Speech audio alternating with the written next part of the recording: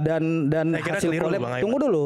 Ini framing jahat. Tunggu dulu, ini pendapat saya. Anda nanti berpendapat. Silakan Anda berpendapat. Ini saya berpendapat dulu. Anda katanya berdemokrasi tapi Anda tidak siap untuk mendengarkan pendapat orang. Enggak, tunggu dulu. Tidak ada mobilisasi, tidak ada mobilisasi itu. Del Pedro hanya bertanggung jawab terkait dengan Lokator Foundation bersama dengan Mujafar Salim. Artinya mereka berkolaborasi berarti turut serta di dalamnya kan gitu. Kenapa mereka berkolaborasi terhadap akun-akun tersebut kalau memang tidak kenal dengan politik pelajar? Negara mengalami kerugian 900 miliar Bang Aiman. Bukan, kalau itu tanggung jawabnya nggak ke klien kami. Tunggu dulu.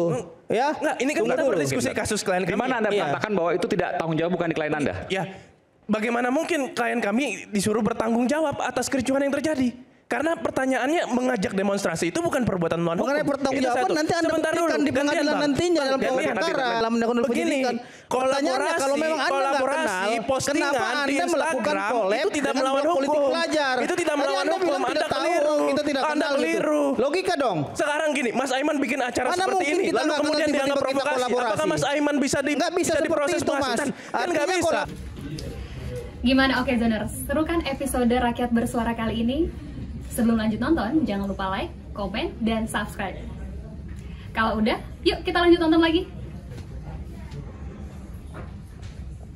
Oke, Bung Pitra mau komentar soal itu. Ada kalau tadi dikatakan penyidik profesional dan lain sebagainya, tapi ada anak yang tidak ada pendampingan misalnya Lumbun ya. Karena itu kan ranahnya pokok perkara. Ini masih kita. Itu masuk pokok perkara itu? Iya, itu kita, bukan di tahapan saat ini kan masih menguji tahap prosedural administrasinya, syarat formilnya. Apakah memang pihak kepolisian dalam hal ini penyidik melakukan pelanggaran prosedural kan gitu. Sesuai dengan yang telah dilakukan oleh para penasihat hukum kan sudah diuji di pengadilan. Artinya tidak ada pelanggaran apapun yang dilakukan oleh penyidik. Itu membuktikan bahwasannya yang disampaikan oleh Asminawati tersebut bahwasannya tidak menghormati undang-undang katanya. Saya kira itu sangat keliru sekali ya. Karena apa? Karena ini sudah melalui proses pengujian yang sah sesuai dengan ketentuan hukum. Jadi kalau dibilang penyidik itu tidak taat kepada hukum dan tidak taat kepada aturan, saya kira harus dibuktikan yang tidak taatnya yang mana gitu loh. Terus tadi disebutkan misalnya ada anak di bawah umur, di bawah usia 18 tahun yang kemudian diperiksa sebagai saksi tanpa didampingi oleh pengacara. Bukan yang melakukan oleh siapapun bahkan. Ini kan yang melakukan aksi demonstrasi itu bukan hanya berbicara 1-2 orang. Oke. Yang diamankan saja Bang Aiman, bayangkan saya 765 orang banyaknya. Betul. Dan semua itu salahnya Pedro. Tunggu dulu Mbak ya. Tadi saya diam ketika Mbak bicara. Nah, dari 765 ini penyidik mau nanya kepada mereka ini, ya kan? Mereka tahu dari mana sih sehingga dimobilisasi? Mereka bilang dari akun blog pelajar politik pelajar, ya. Jadi ada juga khusus akun-akun yang memang mengkoordinir para pelajar. Itu Bang Aiman. Jadi dan hasil kolab. Tunggu dulu. Ini framing jahat. Tunggu dulu, ini pendapat saya. Anda nanti berpendapat. Silakan Anda berpendapat. Ini saya berpendapat dulu. Anda katanya berdemokrasi tapi Anda tidak siap untuk mendengarkan pendapat orang. Enggak, tunggu dulu. Tidak ada mobilisasi, tidak ada mobilisasi itu. Tunggu dulu. Mas, jadi Bang Aiman setelah 765 orang ini ditanya oleh penyidik, maka disimpulkan bahwasannya mereka mendapatkan informasi dan ajakan melakukan tindakan-tindakan itu dari akun media sosial yang saya sebutkan tadi, ya. Ada beberapa akun media sosial seperti tadi blog politik pelajar dan lain-lainnya. Sehingga dari yang ditemukan dari 765 orang ini, ya, penyidik melakukan penyelidikan. Di siapa ini pemiliknya kan gitu. Ditemukanlah para tersangka ini. Blog politik pelajar itu bagian dari yang aktivis-aktivis ini. Begini, blog politik pelajar itu dia akun yang berkolaborasi. Tapi apakah blog politik itu adalah aktivis ini, kami juga tidak tahu. Dan Del Pedro yang mengoperasikan? Tidak, Del Pedro hanya bertanggung jawab terkait dengan Lokator Foundation bersama dengan Mujafar Salim. Artinya mereka berkolaborasi berarti turut serta di dalamnya kan gitu. Kenapa mereka berkolaborasi terhadap akun-akun tersebut kalau memang tidak kenal dengan politik pelajar? Gitu loh. Jadi gimana? Jadi ya katanya kan dia tidak tahu nih masalah blog politik pelajar itu. Untuk si orang-orang ini yang ditangkap, ratusan orang ini ditanya, kalian tuh buat kerusuhan dari mana? Iya. Oh, saya terinspirasi gitu kurang lebih. Atau saya tahu dari itu ajakan itu. Tahu dari ajakan daripada blog akun media sosial politik pelajar tadi. Isinya apa? Nah, isinya itu ya untuk melakukan aksi demonstrasi ya dan lainnya. Ada lagi demonstrasi nggak salah tapi. Hah? Demonstrasi nggak salah. Iya, demonstrasi tidak salah, tapi pelaksanaannya ini ya yang menyebabkan negara mengalami kerugian 900 miliar Bang Aiman. Bukan, kalau itu tanggung jawabnya nggak ke klien kami dulu.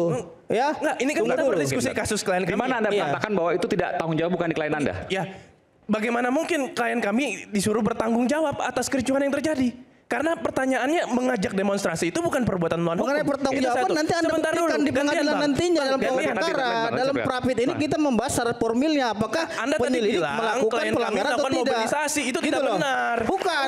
Anda menyesatkan publik kalau informasi yang didapatkan, ya informasi yang didapatkan dari 765 ini diduga keras dari blok politik pelajar ini ya.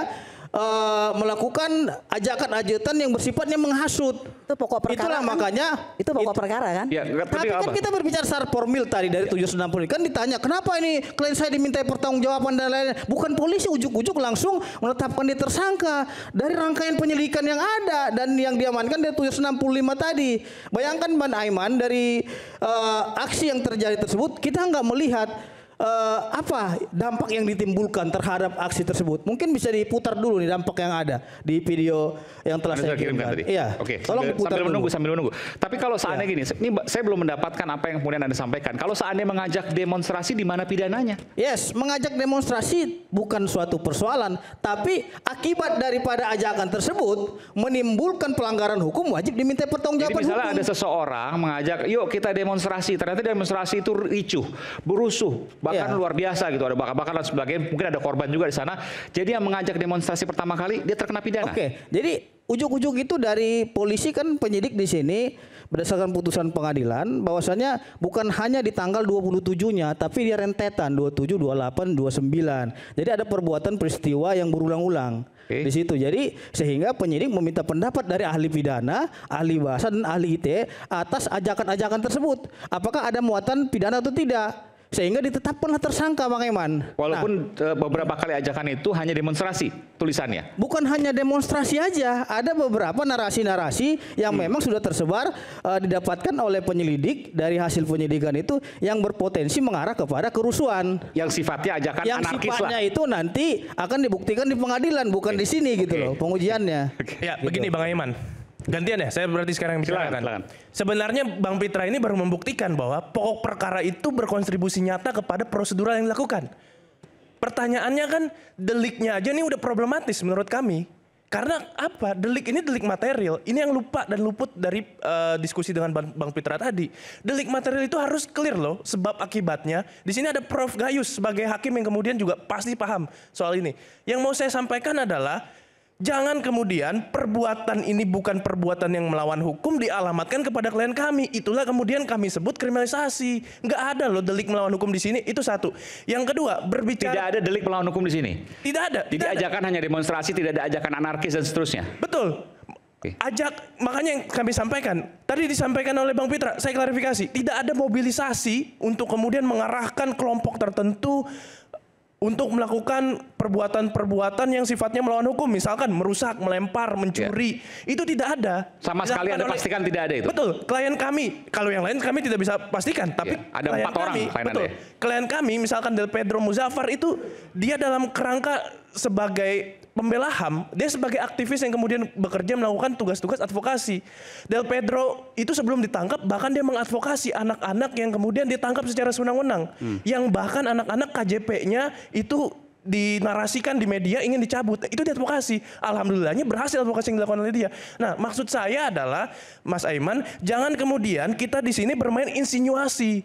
Apa yang dilakukan Bang Pitra ini insinuasi kepada klien kami. Saudara ini dengan blok politik pelajar itu sebagai apa? Ya, kami tidak tahu blok politik pelajar itu. Artinya kan saya sampaikan bahwasannya para pelajar ini mengatakan dia mendapatkan informasi dan ajakan tersebut dari blok politik pelajar. Jadi tidak bilang saudara Del Pedronya gitu loh. Begini, masalah blok politik berpelajar ini berkolaborasi dengan Anda dan klien Anda itulah peristiwa penyidikan yang dilakukan, pendalaman yang dilakukan penyidikan. Pertanyaannya kalau memang Anda nggak kenal, kenapa Anda melakukan collab itu tidak melawan hukum. Politik pelajar? Itu tidak melawan hukum. Anda keliru. Kita tidak kenal gitu. Logika dong. Sekarang gini, Mas Aiman bikin acara Mana seperti mungkin ini, kita lalu nggak kemudian tiba-tiba dianggap kita provokasi. kolaborasi? Apakah Mas Aiman bisa Nggak bisa jadi seperti proses itu, Mas. penghasutan? Kan nggak Artinya bisa. kolaborasi terus Nggak harus bisa. didalami. Nah, Oke. contohnya seperti Makanya ini. ini kita saya harus katakanlah clearkan. dari acara ini kemudian ada kericuan. Apakah kemudian saya bisa dituduh sebagai melakukan perbuatan pidana? Nggak bisa. Isu hangat kadang bikin penat, apalagi kalau kita tidak bisa mencerna dengan cermat. Jangan lupa secangkir kopi hangat yang nikmat untuk menemani kebersamaan dalam program Rakyat Bersuara. Bersama saya Aiman Wicaksono, akan kembali setelah jeda.